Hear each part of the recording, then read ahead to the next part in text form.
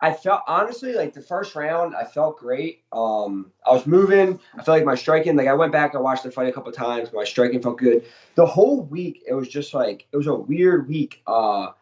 I was having like these dreams that I lost the fight, and I've had dreams like that before, but like I couldn't get it out of my mind. Like usually, like I'd be able to like switch it back and like be like, all right, like I'm good.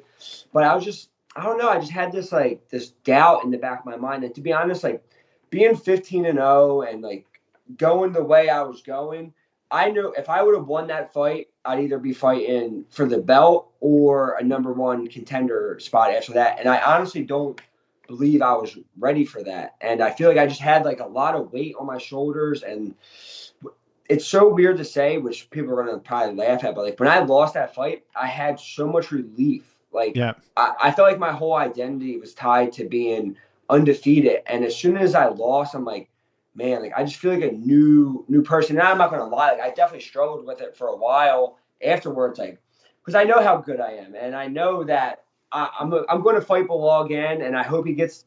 Listen, you can say what you want about Bilal, but I think he deserves a title shot out of all these guys. I hope he gets it, or I hope that Gilbert Burns fight happens. I hope he continues to win so that me and him eventually fight again. That's what I'm going to work my way towards. But yeah, I'm happy it happened because I wasn't ready. I wasn't going to be ready for these next opportunities. You know, I've just turned 30. I feel like I'm fucking 21. Like, I feel I want to do this for so long, and I feel like I was just going to be fast tracked a little bit too fast. So now, looking at the people who I could potentially fight, it's a little step back, but not a step back in competition. I just step back in the numbers where I can still work my way up for a couple more years before I get to a title shot, hopefully. And but yeah, I don't know. I kind of just like going into that second round. I don't know why.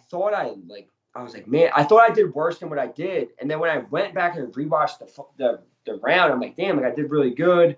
But in my mind, like I just put like some self doubt into my mind, and I just couldn't get back. Like I couldn't flip that switch back, and I just wasn't myself after that. So it kind of like I just kind of quit on myself, to be honest. Like, and after that fight, I'm like, I'll never, ever, ever quit on myself ever again. And now that I feel like I've lost and like I have nothing to lose now. Like I was almost like I wasn't even fighting to win. I was just fighting not to lose my undefeated record. And now I feel like I can go out and I can perform the way I want to and just put it all out there and fight the way I know I can fight and fight the way my team knows I can fight and not just be afraid to lose my record because I lost now and it is what it is. Like the people who like I thought like my world was gonna end when I lost. Like I thought like my fucking everyone was gonna hate me and it's nothing. Like it's the game we play and I never lost. So obviously for me it was harder, but afterwards it's just like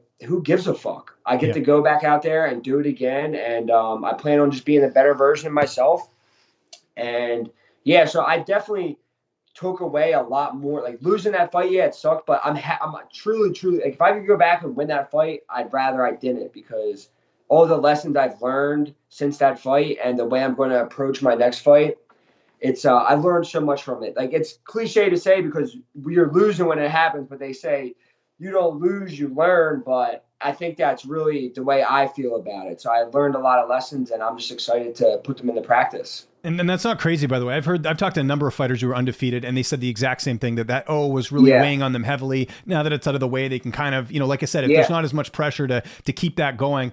100%. Let me ask you this: do you think then was it kind of something mental you think went wrong in that fight, or physically were you feeling tired? Like you mentioned the first round, feeling like you didn't do as good as you thought. That to me sounds a bit mental. So what? Yeah. What do Oh, you? it was 100% mental. Like Yeah. traveling out. Like I one more. Like I'll never travel again for a fight unless it's for a title Yeah. or millions of dollars. Like it's bro. It's a lot. It's a lot. And like my coaches were sick the entire. Joey Pfeiffer was there. He slept the entire trip. My main striking coach was sick the entire time. Like these guys all got sick and it was just a weird trip. Like it was just weird, and to be honest, like, I just didn't like it. It was, but 100%, it was all mental because physically I felt great. My weight cut was fine, but just my mind, like if your mind starts to play tricks on you, physically you go to shit. And I kind of just started having this self doubt, and then was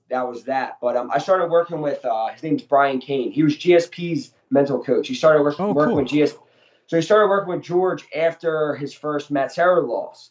And my strength coach hooked me up with him, and it's the best money, the best thing I ever did was starting to work with this guy. And he's worked with Rich Franklin, he's worked with Cowboy, he's worked with all kinds of people. But the big one was GSP for me. Like, I love GSP. GSP is the one person I'll see, and like I seen him walking into the arena at Joey's fight, and I was kind of like starstruck. Like, I love that guy. So if GSP worked with this guy, I think he's going to be doing some good things for me.